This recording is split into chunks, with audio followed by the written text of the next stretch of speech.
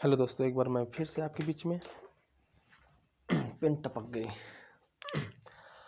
तो हेलो दोस्तों, एक बार मैं फिर से आपके बीच में उपस्थित हूँ और एक बहुत ही मज़ेदार वीडियो आपके लिए मैं लेकर के आया हूँ। इस वीडियो को देखना मत भूलिएगा। अगर आपको अच्छी लगे तो अंत में लाइक और सब्सक्राइब जरूर करिएगा। लाइक, सब्सक्राइब और शेयर जरूर करिएगा मेरे इस वीडियो को। मैं आपके लिए मेहनत कर रहा हूँ तो आप भी थोड़ा मेरे लिए मेहनत कर दीजिए, तो बहुत बहुत शुक्रगुजार रहूँगा मैं आपकी। तो मैं क्या कह रहा हूँ कि भारत में यूरोपीय कंपनियों का आगमन, मैं भारत में यूरोपीय कंपनियों का आगमन को लेकर के पुर्तगालियों के बारे में मैं आपको बता दिया था। भारत में यूरोपीय कंपनियों के आगमन को लेकर के मैं पुर्तगालियों के लिए आपको बता दिया था। वहीं डच नहीं बताया। डच इतना इम्पोर्टेंट है नहीं, लेकिन अंग्रेज़ बहुत ही इम्पोर्टेंट है। ये अंग्रेज बहुत ही इम्पोर्टेंट है। मैं बताया था कि अंग्रेज अंग्रेज तो अंग्रेज डचों के बाद आने वाला व्यक्ति कौन था? अंग्रेज था। डचों के बाद भारत में आने वाला व्यक्ति कौन था? तो अंग्रेज था। और वहीं इसकी जो प्रारंभिक समुद्री यात्राएं थी, इनकी प्रारंभिक समुद्री जो यात्राएं थी वो थी सुमात्रा, जावा और मलक्का। जावा और मलक्का। जावा और मलक्का। ठीक। तो अंग्रेजों की जो प्रारंभिक समुद्री यात्राएं कहाँ पर हुई थी? तो सुमात्रा, जावा और मलक्का में हुई थी। और वहीं इनका जो उद्देश्य था, इनका जो मूल उद्देश्य था मसालों पर एकाधिकार प्राप्त करना चाहते थे। एक भाग पर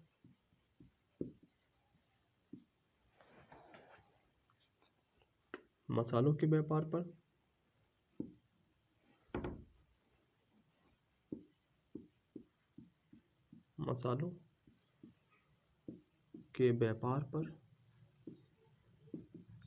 एकाधिकार चाहते थे। तो इनका उद्देश्य ये था कि एक भाग पर मसालों के व्यापार पर एकाधिकार चाहते थे। मसालों के व्यापार पर एकाधिकार चाहते थे। वहीं इसके बाद की कहानी ये है कि एक सितंबर 1599 ईस्वी की बात है। सितंबर 1599 ईस्वी की बात है। तो यहाँ पर कुछ व्यापारी इकट्ठा होते हैं। वहीं इसकी जो अध्यक्षता करता है वो लॉर्ड मेयर करता है। तो 1599 की बात है। 1599 ईस्वी की बात है ठीक ना। एक व्यापारिक संघ का निर्माण होता है। व्यापारिक संघ, इसका जो नाम था थोड़ा सर्दी हुई है, सर्दी जुकाम खांसी वगैरह सब कुछ हो इस वक्त सबको हो रहा है। तो उसका जो नाम था मर्चेंट एडवेंचर था।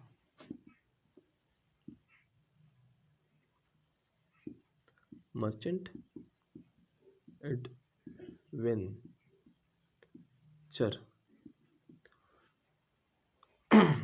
मर्चेंट एडवेंचर था। वही व्यापारिक संघ का नाम क्या था? मर्चेंट एडवेंचर था। मर्चेंट एडवेंचर का जो नेतृत्व कर रहा था उसका नाम था लॉर्ड मेयर।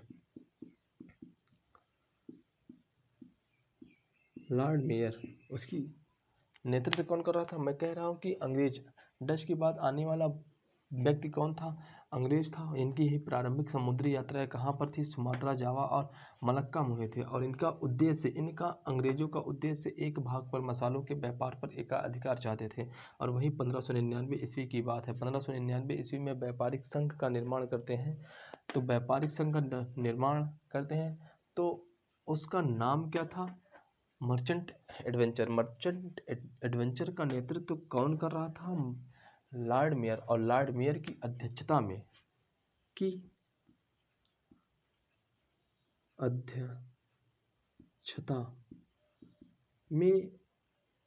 एक कंपनी आती है एक कंपनी आती है जिसका नाम था governor and company. Governor and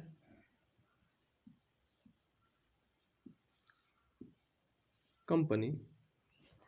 governor and company of merchant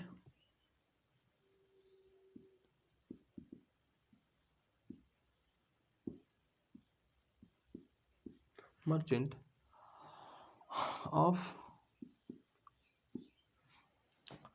London.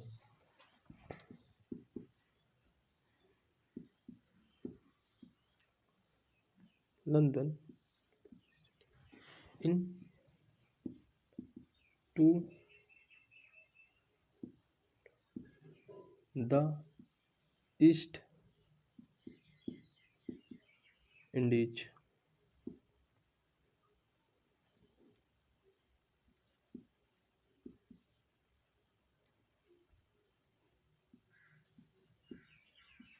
ठीक। मैं क्या कह रहा हूँ? कह ये रहा हूँ कि 1599 ईस्वी की बात है। एक व्यापारिक संघ का निर्माण होता है। उस व्यापारिक संघ का नाम क्या था? Merchant adventure. मर्चेंट एडवेंचर का नेतृत्व कौन कर रहा था? Lord mayor.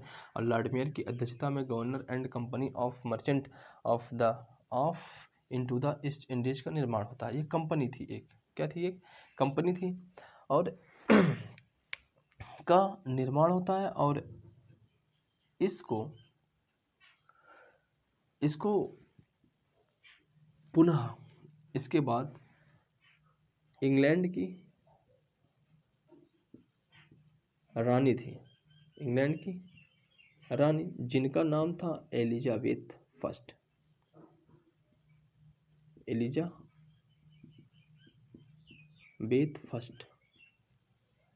एलिजाबेथ फर्स्ट ने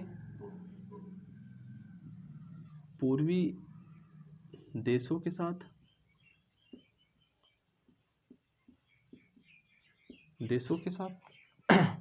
15 साल के लिए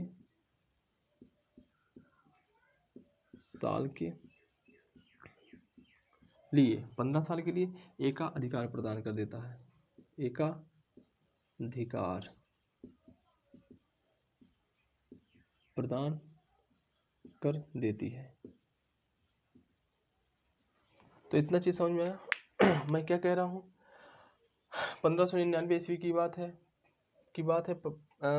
व्यापारिक संघ। एक व्यापारिक संघ का निर्माण होता है। व्यापारिक संघ वह कौन सा संघ था? मर्चेंट एडवेंचर था। मर्चेंट एडवेंचर के नेतृत्व कौन कर रहा था? Lord mayor. लॉर्ड मेयर की अध्यक्षता में एक कंपनी का निर्माण होता है जिसका नाम था governor and company of merchant of London into the East Indies. वहीं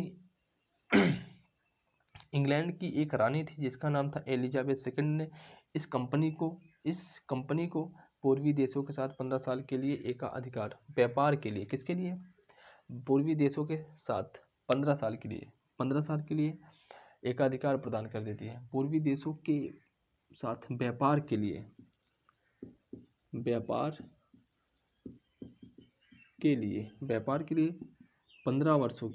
15 साल के लिए एकाधिकार प्रदान कर देती है। इतना चीज आपको समझ में आया होगा। और वहीं इस कंपनी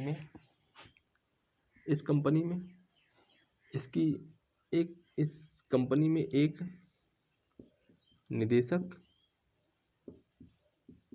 निदेशक और एक उपनिदेशक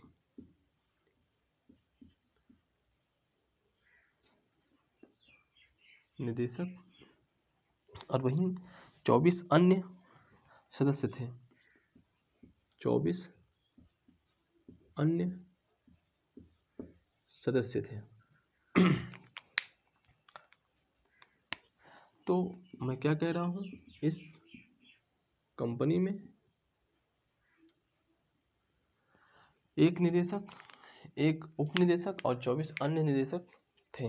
तो भाई इस कंपनी को चलाने के लिए कोई ना कोई तो होगा, इस कंपनी को चलाने के लिए कोई ना कोई तो होगा। तो एक निदेशक होता था और एक उपनिदेशक होता था और 24 अन्य सदस्य होते थे इस कंपनी को चलाने के लिए। और यही बाद में यही कंपनी, यही समिति बाद में बन करके आती है court of director. Court of directors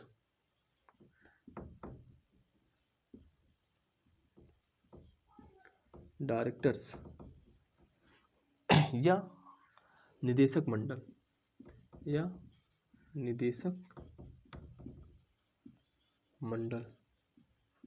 मैं फिर से बता दे रहा हूँ, आपको यहाँ तक समझ में आया होगा। मैं कह रहा हूँ कि ये कंपनी में एक निदेशक और एक उपनिदेशक 24 अन्य सदस्य हुआ करते थे। और यही समिति बाद में चल करके कोर्ट ऑफ डायरेक्टर्स या निदेशक मंडल के नाम से प्रस्तुत होती है। और ध्यान दीजिएगा, इसके बाद मैं यहाँ पर लिखने चल रहा हूँ, इस चीज़ को बहुत ही इम्पोर्टेंट समझिएगा, बहुत ही महत्वपूर्ण है। ठीक है, इस चीज़ को समझिएगा, बहुत ही क्या है, महत्वपूर्ण है। तो ध्यान दीजिएगा इस चीज़ को। अगर वीडियो अच्छी लगे तो आप इसको लाइक, सब्सक्राइब और शेयर जरूर करिएगा। तो हमारे ख्याल से आपको इतनी चीज़ें समझ में आ गई होगी कि अंग्रेज कैसा कर रहा था। डच के बाद आने वाला कौन था? अंग्रेज था। और इसकी प्रारंभिक समुद्री यात्राएं कहाँ पर थी? सुमात्रा, जावा, मलक्का में। इसका उद्देश्य था मसाले के एक भार पर एक अधिकार चाहता था। तो वहीं 1599 ईस्वी में एक व्यापार करने के लिए, पूर्वी देशों के साथ व्यापार करने के लिए एक संघ का निर्माण करते हैं जिसका नाम था मर्चेंट एडवेंचर का नेतृत्व कौन कर रहा था? लॉर्ड मेयर कर रहा था। और लॉर्ड मेयर की अध्यक्षता में एक कंपनी की निर्माण होती है जिसका नाम था governor and company of merchant of London into the East Indies, ये नाम था। और वहीं इंग्लैंड की एक रानी थी जिसका नाम था एलिजाबेथ ने पूर्वी देशों के साथ व्यापार के लिए 15 साल के लिए इनको एकाधिकार प्रदान कर देती है। किसको? इस कंपनी को। और वहीं इस कंपनी को चलाने के लिए एक निदेशक और एक उपनिदेशक और 24 सदस्य हुआ करते थे। और यही लोग बाद में चल करके कोर्ट ऑफ डायरेक्टर या निदेशक मंडल के नाम से जाने गए। इतना चीज़ें आपको समझ में आ गया होगा। वहीं कैप्टन हॉकिंस के नेतृत्व में हेक्टर नामक जहाज, कैप्टन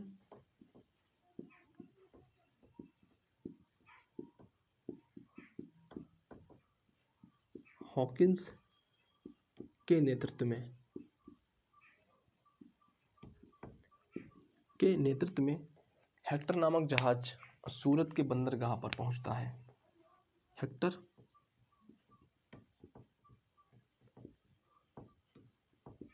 नामक जहाज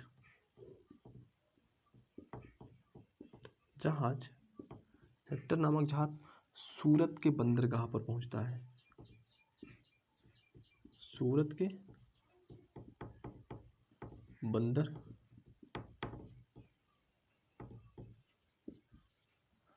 पर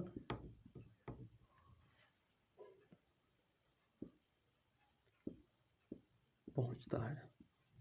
तो इतना ध्यान दीजिएगा, इम्पोर्टेंट है। पूछता है कि हेक्टर नामक जहाज सूरत के बंदरगाह पर किसके नेतृत्व में पहुंचा? तो कैप्टन हॉकिंस के नेतृत्व में पहुंचा था। यही इम्पोर्टेंट ये है कि कैप्टन हॉकिंस यही प्रथम व्यक्ति था। कैप्टन हॉकिंस ही प्रथम व्यक्ति था, लिख लीजिएगा इसको। कैप्टन हॉकिंस ही प्रथम व्यक्ति था जो समुद्र के रास्ते से चल करके भारत की भूमि पर पहला कदम रखने वाला था। तो मैं यहाँ कैप्टन हॉकिंस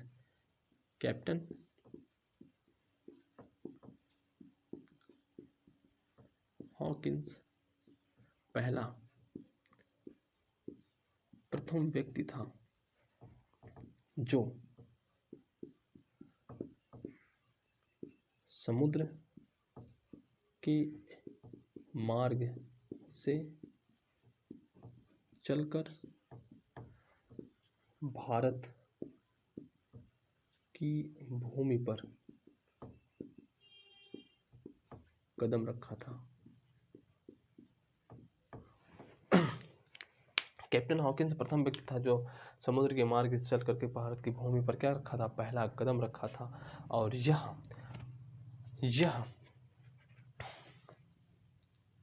कैप्टन हॉकिंस। अब मैं अंग्रेज, यहाँ पर मैं लिख ले रहा हूँ इंग्लैंड का एक राजा था जिसका नाम था, उस वक्त एक राजा था जिसका नाम था चार्ल्स द्वितीय था। उस वक्त का राजा, इंग्लैंड का एक राजा था जिसका नाम था चार्ल्स द्वितीय का पत्र ले करके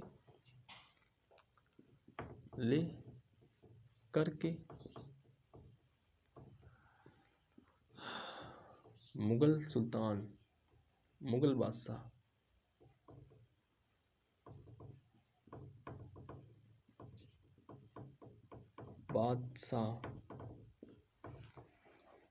बादशाह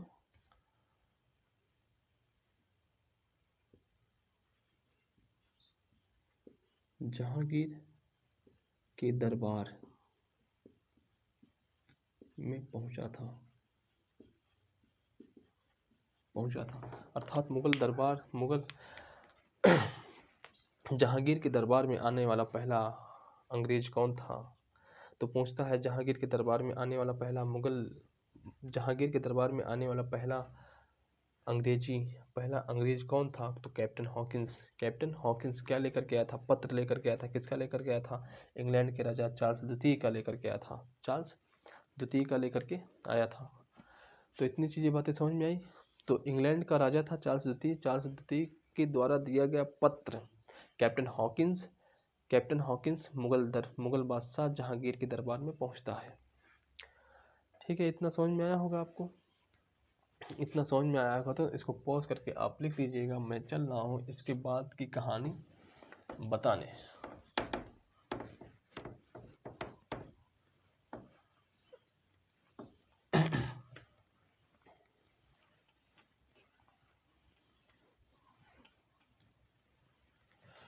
और मैं फिर से आपसे कह रहा हूँ, अगर समझ में नहीं आएगा तो कमेंट बॉक्स में आप कमेंट कर दीजिएगा कि मुझे यहाँ से नहीं समझ में आया है, आप फिर से बताइए, तो मैं फिर से बताने का प्रयास करूँगा। मैं अंग्रेज़ के बारे में बता रहा हूँ कि अंग्रेज़ भारत में कब और कैसे आते हैं, इस चीज़ को ध्यान दीजिएगा, तभी जा कर के अंग्रेज़ के बारे में थोड़ा बहुत आपको नॉलेज हो पाएगा, अन्यथा नहीं हो पाएगा।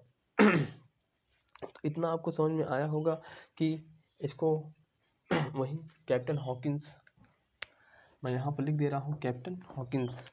मैं पूरा पहले साफ कर दूँ।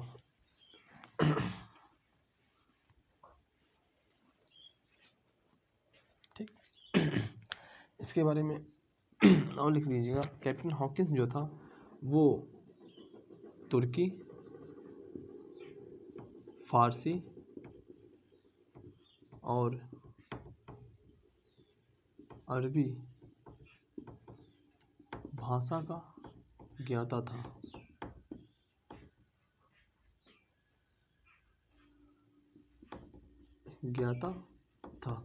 तो तुर्की, फारसी, अरबी भाषा का ज्ञाता था कौन? Captain Hawkins. कैप्टन हॉकिंस जब मुगल बादशाह जहांगीर के दरबार में पहुंचता है, तो जब यह अपनी भाषा को फारसी भाषा में प्रस्तुत करता है, तो वही जहांगीर ने इसे 400 मनसब प्रदान किया था। 400 मनसब प्रदान किया था, और वहीं 1615 ईस्वी की बात है। अब देखिए, मैं थोड़ा सा जल्दी चलूँगा क्योंकि लिख लीजिएगा आप, इतना चीज़ लिख लीजिएगा आप।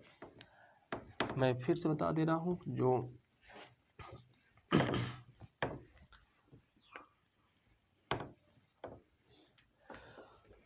तो इतनी बातें आपको समझ में आई। तो मैं क्या कह रहा हूँ, जो कैप्टन हॉकिंस था, कैप्टन हॉकिंस को तुर्की, फारसी और अरबी भाषा का क्या था, बहुत ज्ञाता था। उसको अरबी, फारसी और तुर्की आती थी। तो ये फारसी भाषा में मुग़ल बादशाह जहांगीर के दरबार में आता है, तो ये फारसी भाषा में बात करता है लोगों से। तो फारसी भाषा में जब बात करता है तो इसे 400 मनसब प्रदान करता है। 400 मनसब प्रदान करता है। कौन? जहांगीर देता है। और उसके बाद की कहानी ये है कि 1615 ईस्वी में टॉमस मुनरो ने जहांगीर के दरबार में पहुंचा। 1615 ईस्वी में 1615 ईस्वी में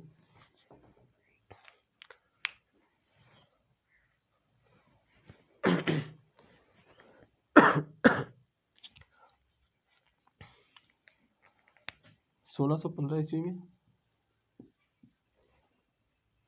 टॉमस मुनरो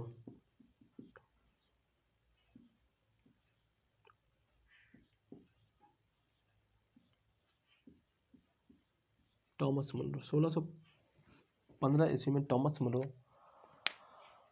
जहांगीर के शासन जहांगीर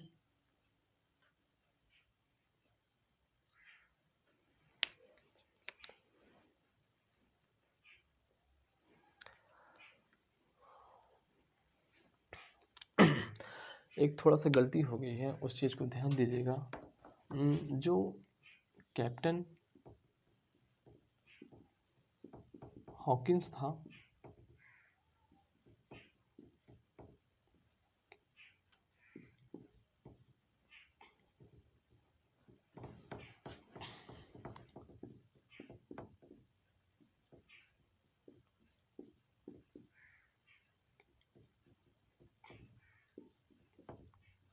कैप्टन हॉकिंस जेम्स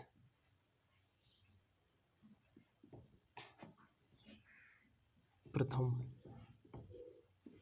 के कहने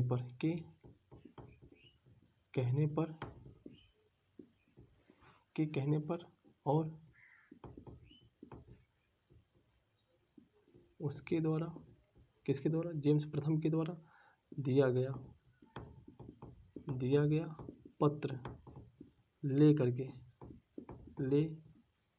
करके मुगल बादशाह जहांगीर के दरबार में पहुंचा था। ठीक है, ये थोड़ा सा गलती हो गई है, माफ़ी चाहते हैं इसके लिए हम। चलिए ठीक है। तो उसके बाद क्या होता है कि 1615 ईस्वी में टॉमस रो कौन? टॉमस रो वहीं 1615 ईस्वी में टॉमस रो ने जहांगीर के दरबार में आया। सर टॉमस रो पूछा जाता है 1615 ईस्वी में सर टॉमस रो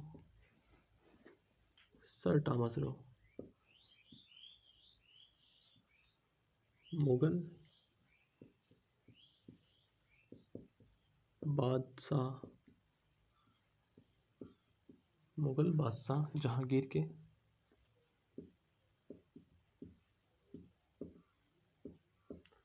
दरबार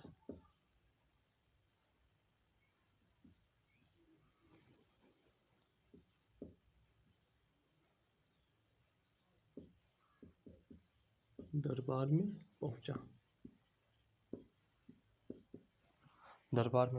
ये पूछा जाता है कि सर टॉमस रो 1615 ईस्वी में सर टॉमस रो ने किसके दरबार में पहुंचा था? तो मुगल सुल्तान, इम्पोर्टेंट है,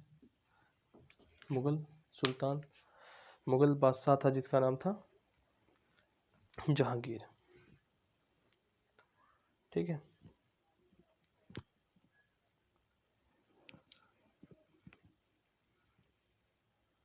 तो इतना चीज़ें आपको समझ में आई होगी।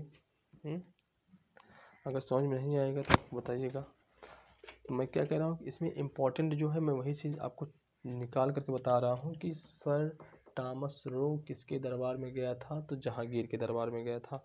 और ध्यान दीजिएगा ध्यान ये दीजिएगा कि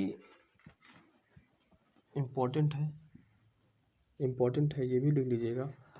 जो अंग्रेजों की अस्थायी कंपनी जो बनी थी वो थी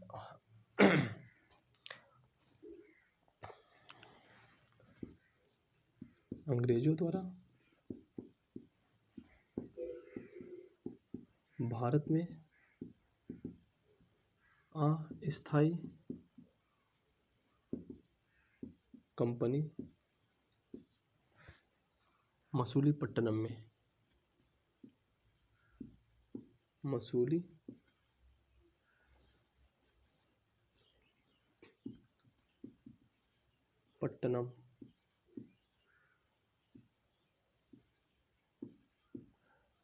में स्थापित की गई थी। कब की गई थी? 1611 ईस्वी में। तत्कालीन जो सुल्तान था, तत्कालीन बादशाह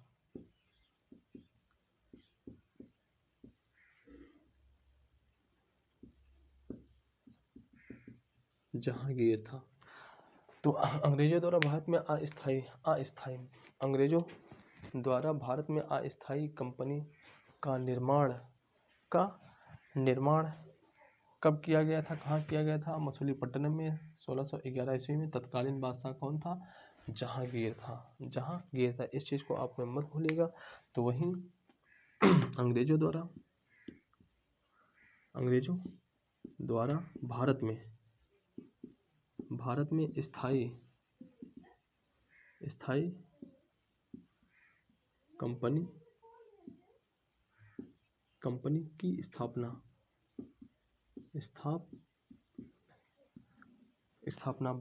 किसके द्वारा? अंग्रेजों द्वारा भारत में स्थायी कंपनी की स्थापना। एक स्थायी कंपनी की स्थापना कब की गई थी? 1613 ईस्वी में। कहाँ पर? सूरत में की गई थी।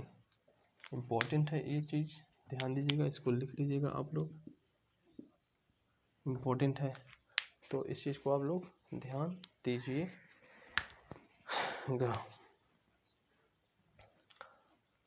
ठीक है, इतना चीज़ें समझ में आई आपको? समझ में आई होगी हमारे ख्याल से।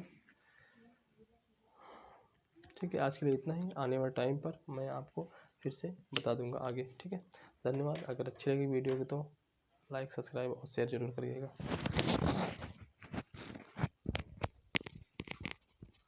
अभी बताना है इसके बारे में, अंग्रेजों के बारे में। अभी तो ये थोड़ा सा डेमो था।